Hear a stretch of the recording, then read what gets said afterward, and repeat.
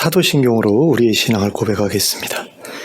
전능하사 천지를 만드신 하나님 아버지를 내가 믿사오며 그 외아들 우리 주 예수 그리스도를 믿사오니 이는 성령으로 잉태하사 동정녀 마리아에게 나시고 본디오 빌라도에게 고난을 받으사 십자가에 못 박혀 죽으시고 장사한 지 사흘 만에 죽은 자 가운데서 다시 살아나시며 하늘에 오르사 전능하신 하나님 우편에 앉아 계시다가 저리로서 산 자와 죽은 자를 심판하러 오시리라. 성령을 믿사오며 거룩한 공회와 성도가 서로 교통하는 것과 죄를 사하여 주시는 것과 몸이 다시 사는 것과 영원히 사는 것을 믿사옵나이다. 아멘. 찬송가 82장을 함께 찬송하겠습니다.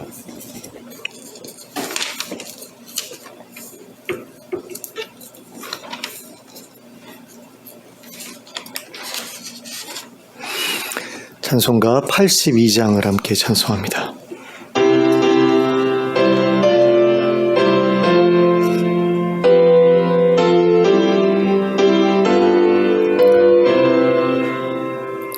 성부의 어린 양이 죄 지고 가시니 내 몸에 당할 영벌 다 대신하셨네. 내 죄가 추악하나 그 피로 씻으면 눈같이 이게 되어 티 하나 없으리. 내 죄를 회개할 때 용서해 주시고 병든 몸 고쳐주사 새 생명 주시네. 내 속에 쌓인 근심 없이 그것만 주 친히 벗겨주사 위로해 주시네. 내 주를 의지하니 내 마음이 편하고 주 나를 붙드시니 내 앞길 완하다. 임마누엘 주 예수 끝없는 그 사랑 그 향기 바람 타고 온 땅에 퍼지네.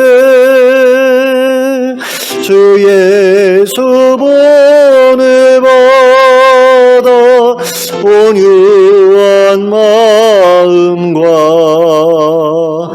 겸손한 마음으로 섬기며 살리라. 나 주의 뒤를 따라 저 천국 이르러 천사의 노래 따라 주 찬송하리라. 아멘. 찬송가 424장을 함께 찬송하겠습니다. 찬송가 424장입니다. 함께 찬송합니다.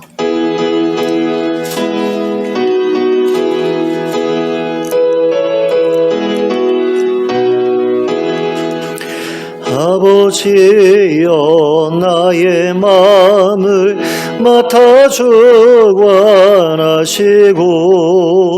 완악하고 교만한 것 편케 하여 주소서.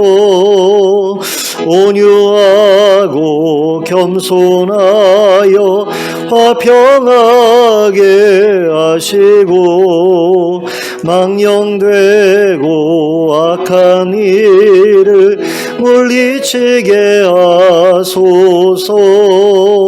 하나님의 은총 속에 나를 보호하시고 주의 사랑 줄이 되어 나를 메어주소서.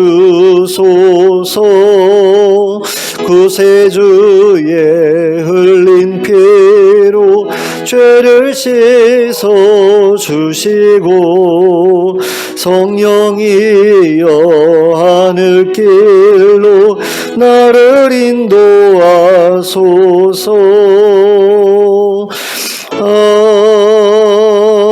아멘.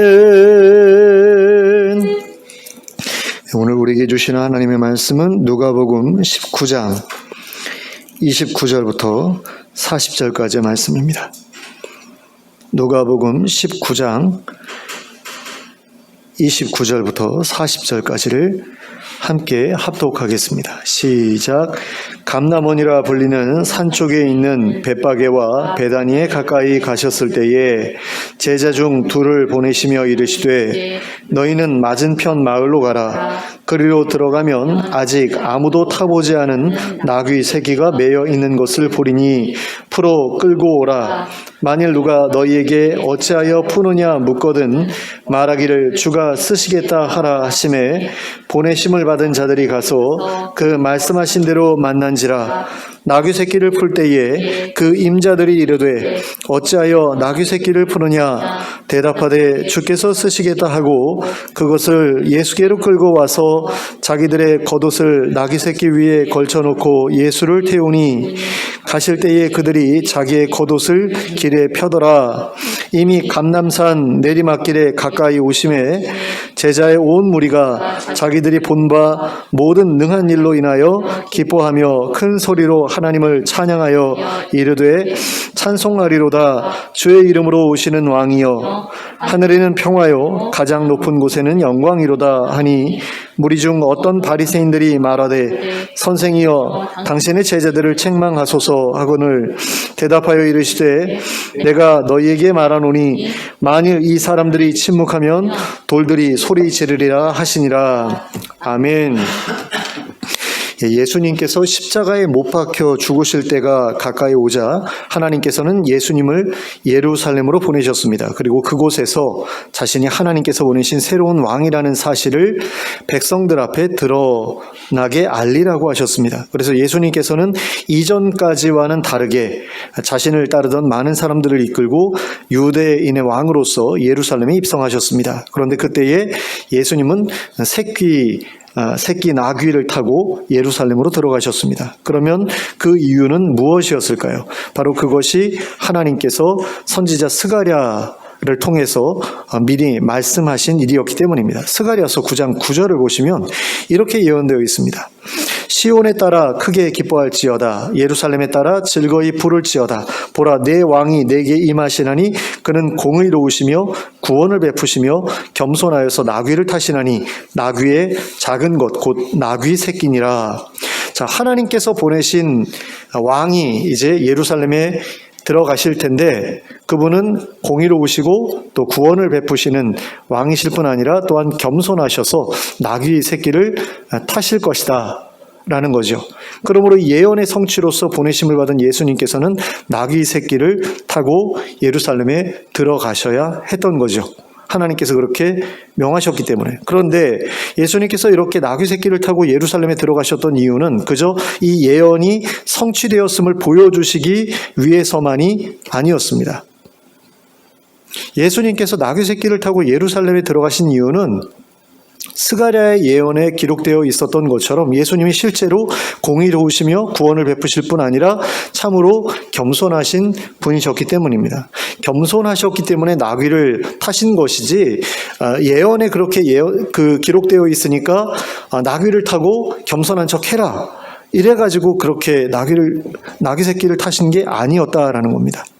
예수님은 하나님의 보내심을 받아서 세상에 오셨고 하나님이 주신 능력으로 귀신을 쫓아내고 병든 자를 고치시고 많은 이적을 드러내셨습니다. 그러므로 그러한 능력을 통해 많은 사람들을 모으실 수도 있으셨고 많은 재물도 모으실 수 있으셨습니다. 그런데 그렇게 하지 않으셨죠. 오늘날 이단 집단이나 사이비 집단의 교주들을 보시면 알 수 있듯이 그런 사람들 밑에는 굉장히 무서운 사람들이 많이 있습니다. 교주들의 말이라면 사람도 이렇게 가서 죽일 수 있고 또 재물을 바쳐라, 전 재산을 바쳐라 그러면 전 재산을 바치고 그렇게 완전하게 미혹돼 가지고 교주가 시키면 시키는 대로 할 수 있는 그런 사람들이 꽤 많이 있지 않습니까?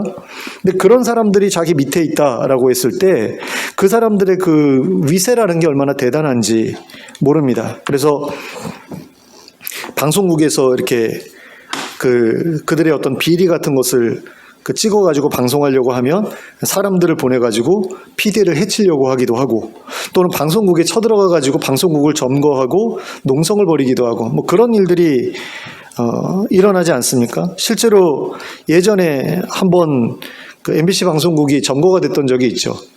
어떤 교인들이 그 방송국에 들어가가지고 거기를 점거하고 자기네 담임 목사님에 대해서 안 좋은 방송을 하려고 하는 것을 막 방해하고 그랬던 적이 있잖아요. 그리고 이번에 또 어떤 방송국에서 나는 신이다라고 해가지고 어떤 이단 교주들에 대한 어떤 방송을 그렇게 내보내려고 하니까 그 PD를 쫓아다니면서 위협하고 그래가지고 그 방송국 PD가 자기를 지키기 위해서 여러 가지 방어 물품들을 갖고 차에다 싣고 다니고 그랬다는 그런 이야기도 들은 적이 있는데 그렇게 자기 밑에 그렇게 많은 사람들을 거느리고 있다 보면 꽤 많은 권세를 이제 휘두를 수가 있죠. 자기 원하는 어떤 그런 일도 다른 사람들, 보통 사람들 같으면 할 수 없는 그런 일들도 자기 밑에 있는 사람들을 부려가지고 행하게 되기도 하고 또 그 사람들이 바친 재물을 통해서 또 많은 일들을 하게 되기도 하죠.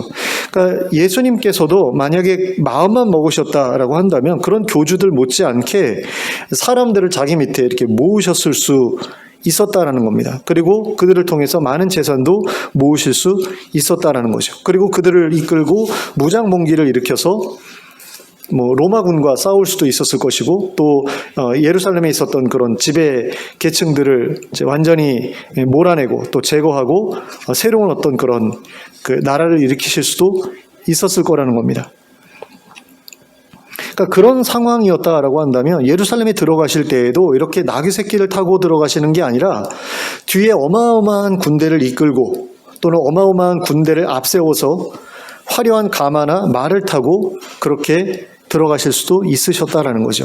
근데 예수님께서는 그렇게 하지 않으셨잖아요. 그럼 그 이유가 무엇이었을까요? 하나님께서 그것을 바라지 않으셨기 때문이죠. 하나님께서는 예수님이 겸손한 왕이 되기를 원하셨고 예수님께서도 그렇게 되기를 원하셨기 때문에 이런 요즘에 우리가 보는 우리 주변에서 보는 이단 교주들이나 사이비 교주들이 하는 것과 같은 그런 일을 하지 않으셨다라는 겁니다. 하나님은 예수님께서 많은 사람을 모으는 것도 원하지 않으셨고요. 많은 재산을 모으는 것도 원하지 않으셨죠. 그 사람들을 통해서 그리고 재산을 통해서 어떤 강력한 군대를 거느린 그런 세력을 일으키시는 것을 원하지 않으셨다라는 겁니다. 그래서 하나님의 뜻에 동의하신 예수님께서는 어떻게 하십니까? 사람들의 병을 고치시고 귀신을 쫓아내신 다음에 그들이 자기 밑에 모여 있으려고 하는 것도 거절하시고 다 그대로 돌려보내시잖아요.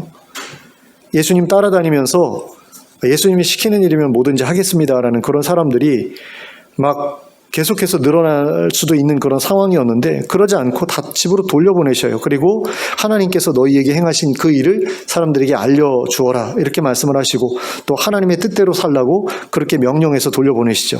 또한 사람들이 감사의 예물로 드린 그 재물들을 팔아가지고 가난한 사람들을 도와주셨던 것을 봅니다. 그래서 자신의 수중에는 돈을 별로 남기지 않으셨던 것을 볼 수 있어요.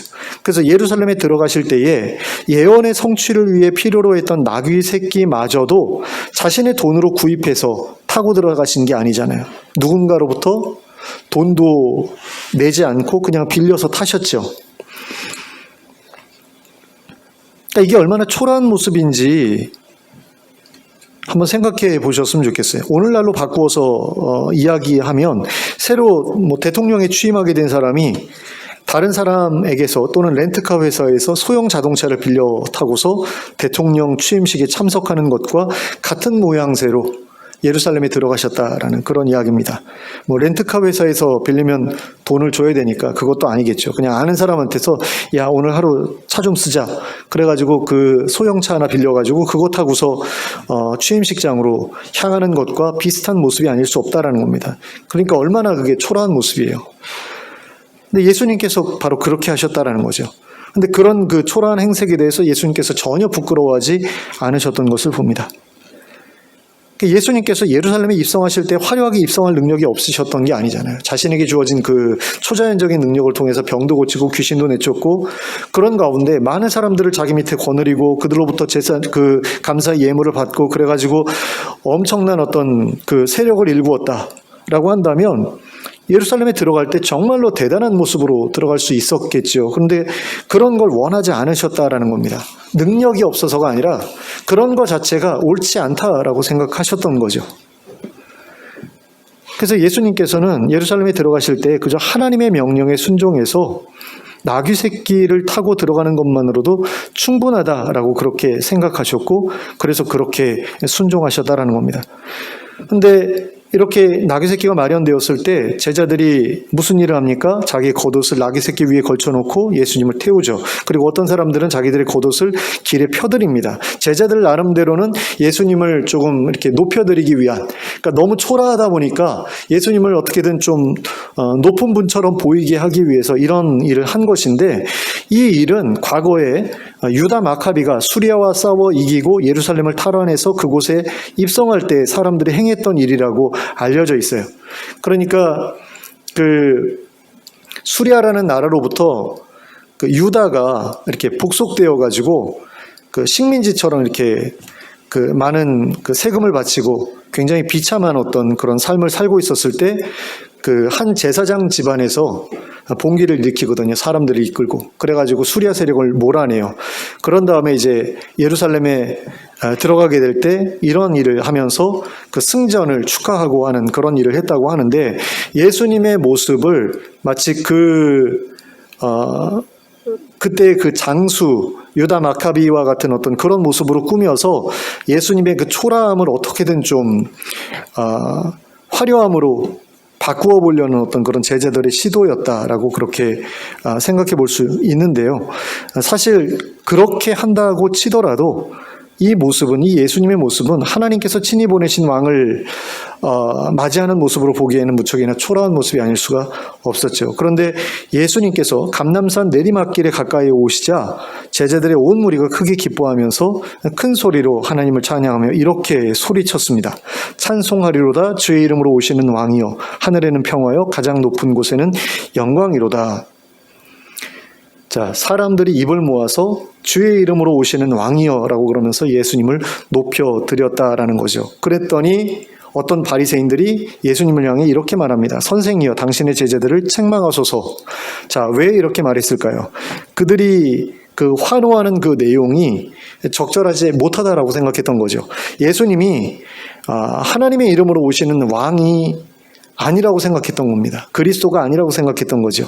그러니까 함부로 당신을 그리스도라고 부르지 못하게 금하십시오라고 요청을 한 겁니다. 그랬더니 예수님이 뭐라고 대답하십니까? 내가 너희에게 말하노니 만일 이 사람들이 침묵하면 돌들이 소리 지르리라. 자, 예수님께서 이렇게 말씀하신 이유가 뭡니까? 제자들이 환호했던 그 내용이 맞는 것이었기 때문이죠. 예수님은 참으로 주의 이름으로 오시는 왕이셨기 때문에 이들의 환호가 예수님에게 적절했다라는 겁니다. 아멘. 그러한 환호를 받으시기에 예수님이 합당한 분이셨기 때문에 그걸 내가 막아야 될 이유가 없다라고 하신 것이고, 또 그것을 막게 된다면 하나님께서 돌들을 통해서 그것을 드러내실 것이다, 이렇게 말씀하신 겁니다. 그리고 예수님께서 십자가에서 죽으신 후에 하나님께서는 실제로 돌들을 통해서 예수님이 하나님이 보내셨던 왕이라는 사실을 드러내십니다. 마태복음 27장 50절과 51절을 보면 이렇게 기록하고 있습니다. 예수께서 다시 크게 소리 지르시고 영원히 떠나시니라. 이에 성소 휘장이 위에서부터 아래까지 찢어져 둘이 되고 땅이 진동하며 바위가 터지고, 자, 바위가 터졌대요. 휘장이 위로부터 아래까지 찢어져 둘이 되었다. 이게 상징하는 건 뭡니까? 하나님께로 나아가는데 방해물이 되었던 모든 그런 문제들이 예수님의 죽으심을 통해서 해소되었다라는 거죠. 그러니까 예수님과 우리 사이를 가로막고 있었던 죄의 휘장이 찢겨졌고, 그래서 우리가 지성소 앞에 나갈 수 있게 되었다라는 것을 상징하잖아요. 그런데 그것과 더불어서 땅이 진동하며 바위가 터져나갔다라고 하는 것은 너희들이 내 아들을 내가 보낸 왕으로 인정하지 않았지만 나는 내 아들이 내가 보낸 왕이라는 것을 인정한다라는 어떤 그런 그 의미에서 그 아들의 죽음이 얼마나 참남한 일인지를 드러내시기 위해서 땅을 진동시키시고 바위를 터지게 하셨다라는 거죠. 그러니까 돌들이 소리 지른다라는 게 의미하는 게 바로 이와 같은 일들이라고 할 수 있습니다. 그러니까 너희가 침묵하고 너희가 내 아들이 내가 보낸 왕이라는 사실을 부정했기 때문에 돌들을 통해서 내가 그 사실을 드러낸다라는 어떤 그런 의미에서 이 일을 행하셨다라는 겁니다. 그리고 그뿐 아니라 죽으셨던 예수님을 다시 살려내시죠. 그리고 하늘로 올리시죠. 그리고 하나님을 대신해서 하나님 나라를 다스리는 왕의 자리에 앉혀주십니다. 그러니까 하나님 보좌 우편에 앉아서 하나님을 대신해서 세상을 다스리시는 그 일을 하게 하셨다라는 겁니다. 이처럼 예수님께서는 자신을 낮추고 다른 이들을 섬기는 삶을 사셨지만 하나님께서는 그분을 높이셔서 다른 이들을 다스리는 자가 되게 하셨습니다. 다른 모든 이들을 다스리는 자가 되게 하셨죠. 하지만 가장 높은 자리에 앉으셔서 다른 모든 사람들을 또 모든 피조 세계를 다스리게 되셨다고 하더라도 예수님께서는 절대로 겸손함을 포기하지 않으실 것입니다. 그분은 이 땅에 계시는 동안에도 섬김을 통해 사람들을 다스리셨고 하늘에 계신 지금도 그와 같이 섬김을 통해 다스리고 계시며 하나님 나라가 완성된 이후로도 그와 같이 섬김을 통해 다스리실 것입니다. 그래서 그분은 영원히 겸손한 왕으로서 우리를 다스려 주실 것입니다. 그런 점에서 그분과 함께 왕 노릇할 우리도 겸손히 다른 이들을 섬길 줄 아는 사람들이 되어야 한다. 이걸 우리가 기억해야만 하겠습니다. 많은 사람들을 모아서 휘하에 거느리고 많은 재물을 모아 사치하며 살아가는 것은 결코 우리가 추구해야 할 왕의 모습이 아닙니다. 우리가 섬기는 왕도 그런 왕이 아니실 뿐 아니라 우리가 그분과 함께 왕 노릇하는 데에 있어서도 그런 모습으로 왕 노릇하게 되지는 않을 것이기 때문입니다. 그런데 그런 왕을 섬기고 있으면서도 그런 왕의 이름으로 일하고 있으면서도 정말 많은 사람들을 모아서 자기 밑에 거느리고 또 많은 재물을 모아서 사치하는 가운데 왕 노릇하는 그런 사람들이 얼마나 이 땅에 많은지 모르겠습니다. 그러니까 목사님들 가운데 이단 교주들이나 사이비 집단의 교주들이라면 그럴 수도 있다라고 칠 수 있겠어요. 그런데 목사라는 사람들이 많은 사람들을 자기 밑에 두고 자기 마음대로 이렇게 휘두르고 내가 시키는 일이면 무조건 해야 돼. 너 이번에 누구하고 결혼해. 이런 식으로 하는 사람도 있대더라고요. 저는 정말 놀랐는데 어떤 교회 목사님은 자기 교회 청년들 짝도 자기가 직접 지어준대요. 옛날에 어떤 선교단체에서도 그런 일이 있었다고 그러거든요. 자기 밑에 있는 그 간사님들 그 결혼도 자기가 이렇게 정해주는 사람끼리만 결혼해야 됐던 어떤 그런 이상한 그런 선교단체도 있었다고 그러고요.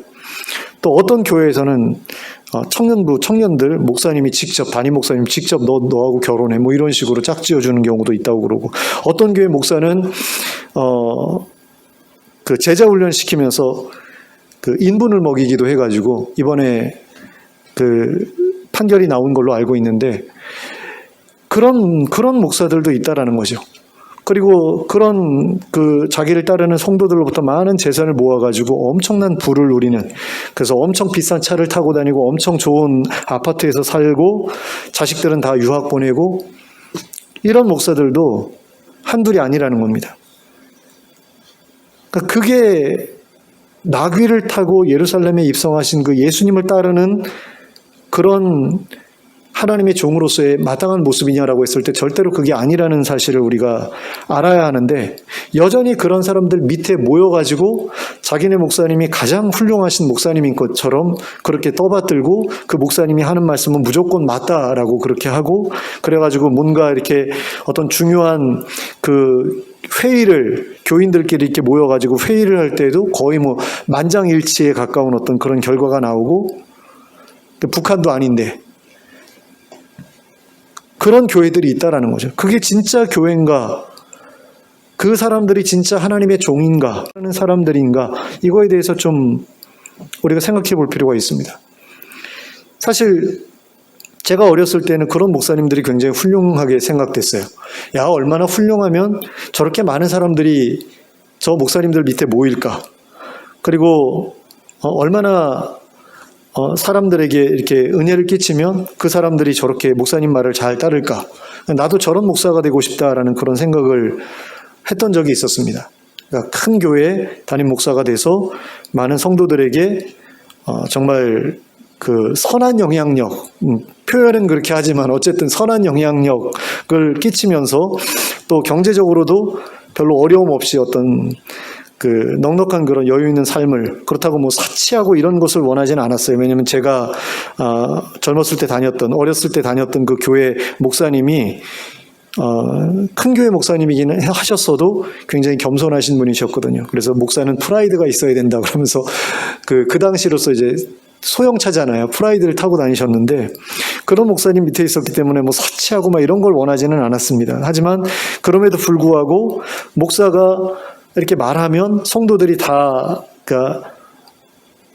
따르는 어떤, 별로 이렇게 반발 안 하고 목사 힘들게 하지 않고 막 괴롭히지 않고, 그런 얘기들도 많이 들었거든요. 어떤 교회는 뭐 성도들이 목사님 괴롭히고 그래가지고 목사님이 일찍 죽었고, 병들어서 죽었고, 뭐 그다음에 어떤 교회에서는 목사님을 내쫓았고, 뭐 이런 얘기를 듣는 가운데 어떤 교회 목사님들은 뭐 성도들이 너무너무 존경해가지고 뭔가 이렇게 하라고 하면은 다 말 잘 듣고 뭐 하는 어떤 그런 목사님들도 계시잖아요. 그런 목사님들처럼 되고 싶었던 거죠. 이렇게 성도들한테 미움받아서 쫓겨나거나 아니면은 속이 썩어가지고 일찍 죽거나 하는 그런 목사님들보다는 이렇게 많은 성도들한테 사랑받고 존경받고 뭐 이렇게 시키면 시키는 대로 성도들이 따라와주고 하는 어떤 그런 목회를 하고 싶었다라는 거죠. 그런데 예수님의 모습을 보니까 그런 게 아니셨다라는 거죠. 예수님이 그렇게 그런 어떤 세력을 일구려고 하셨으면 그렇게 못하실 이유가 없잖아요. 누구보다도 더 많은 사람들을 밑에 모으고 많은 재산을 모으고 화려한 그런 삶을 사실 수도 있으셨을 텐데 그게 아니었잖아요. 예수님이 걸어가셨던 길은 십자가를 지러 가는 길이셨잖아요. 밑바닥으로 내려가서 그 밑바닥에 있는 사람들을 섬기는 그런 삶이셨잖아요. 그런데 그런 가운데에서 하나님께서 높여주신 거 아닙니까? 자기가 스스로 높아지려고 한 게 아니라 하나님께서 높여주신 거거든요. 근데 그 높여주신 게 언제 높여주셨어요? 이 세상을 떠나신 다음에 높여주시죠.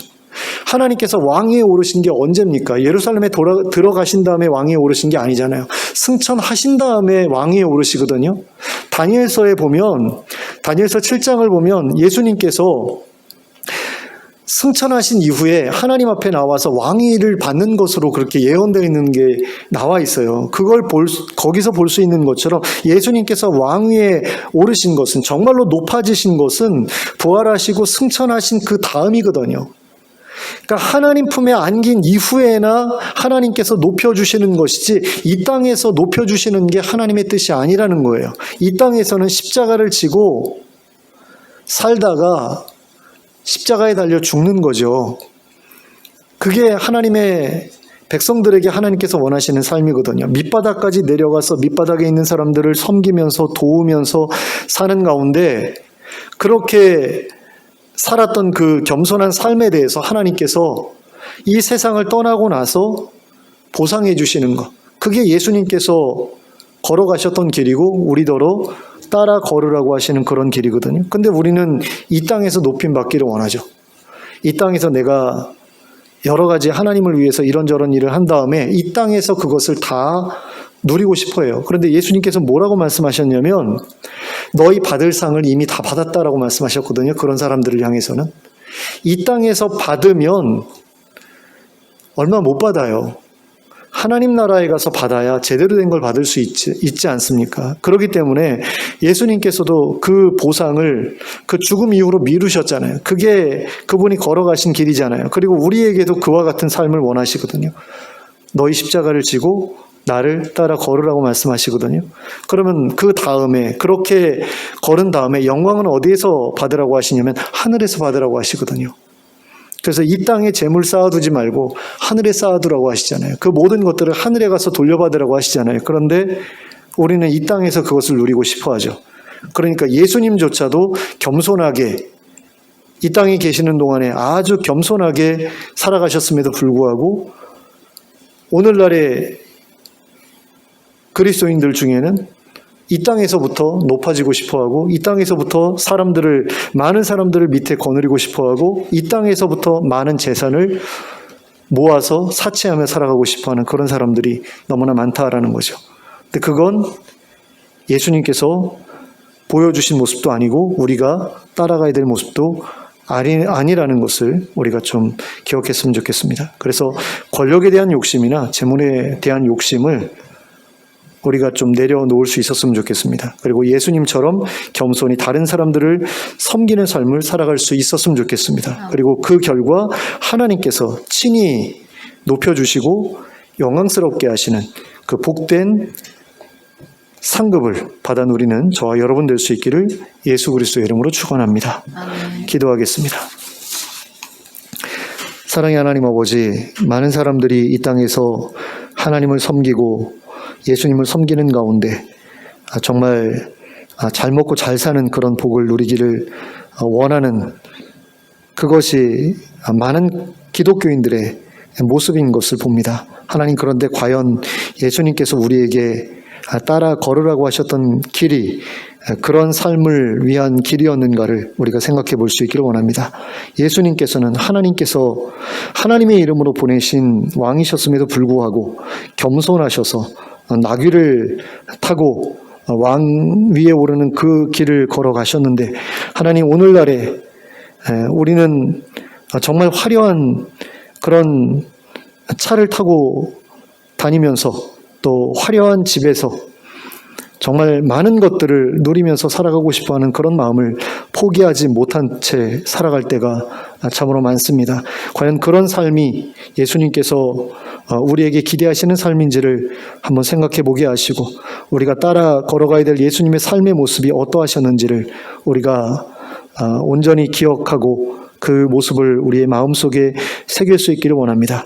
오늘날 많은 교회, 대형 교회 목사들이 살아가는 모습들이나 이단 교주들이 살아가는 모습들이나 사이비 교단 교주들이 살아가는 모습들이 별로 차이가 없는 것을 봅니다. 수많은 사람들을 밑에 거느리고 자기가 시키는 대로 하게 만들고 또 그들로부터 많은 재산을 거둬들여서 많은 부귀 영화를 누리는 것이 그들의 모습인데 그와 같이 거짓된 종들의 모습으로부터 우리가 눈을 돌릴 수 있기를 원합니다. 그들을 닮고 싶어 하거나 그들을 정말 훌륭한 하나님의 종으로 섬기는 그런 거짓된 삶이 아니라 정말 예수 그리스도를 좇아서 겸손하게 또 검소하게 그리고 많은 이들을 섬기고 또 많은 이들에게 베풀고 하는 그런 삶을 살아가는 저희들이 되게 하여 주시옵소서. 그래서 이 땅에서는 초라할지 몰라도 하나님 나라에서는 하나님께서 갚아주시는 그 큰 보상으로 인하여서 큰 영광과 또 많은 복을 누리며 살아가는 저희 모두가 될 수 있도록 인도하여 주시옵소서. 그것이 결코 헛된 길이 아니라는 것을 우리가 온전히 깨닫고 살아갈 수 있도록 저희의 마음을 하나님 새롭게 하시고 또 저희의 눈이 열려서 진실한 것이 무엇인지를 볼 수 있도록 인도하여 주시옵소서. 예수 그리스도의 이름으로 기도하였습니다. 아멘. 찬송가 452장을 함께 찬송하겠습니다.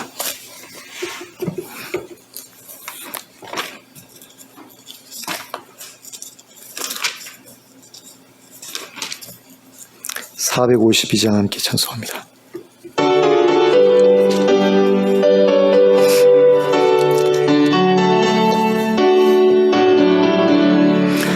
내 내 모든 소원 기도의 제목 예수님 닮기 원함이라. 예수님 영상 나 입기 위해 세상에 보았기 전에 예수님 닮기 내가 원하네. 날 구원하신 예수님을 내 마음속에 지금 고도사 주님의 영상 인치소서. 무한한 사랑 풍성한 긍휼 슬픈 자 위로 하시는 주. 길 잃은 죄인 부르는 예수 그 영상 담게 없소서. 예수님 닮기 내가 원하네. 날 구원하신 예수님을 내 마음속에 지금 고도사 주님의 영상 인치소서. 무한 예수 거룩한 주님 원수의 멸시 참으시사 우리를 위해 고난을 받은 구주를 닮게 없소서. 예수님 닮기 내가 원하네. 날 구원하신 예수님을 내 마음속에 지금 고도사 주님의 영상 인치소서. 아멘. 주님 가르쳐주신 기도로 예배를 마치겠습니다. 하늘에 계신 우리 아버지여, 이름이 거룩히 여김을 받으시오며 나라가 임하시오며 뜻이 하늘에서 이룬 것 같이 땅에서도 이루어지이다. 오늘 우리에게 일용할 양식을 주시옵고 우리가 우리에게 죄 지은 자를 사하여 준 것 같이 우리 죄를 사하여 주시옵고 우리를 시험에 들게 하지 마시옵고 다만 악에서 구하시옵소서. 나라와 권세와 영광이 아버지께 영원히 싸움나이다. 아멘.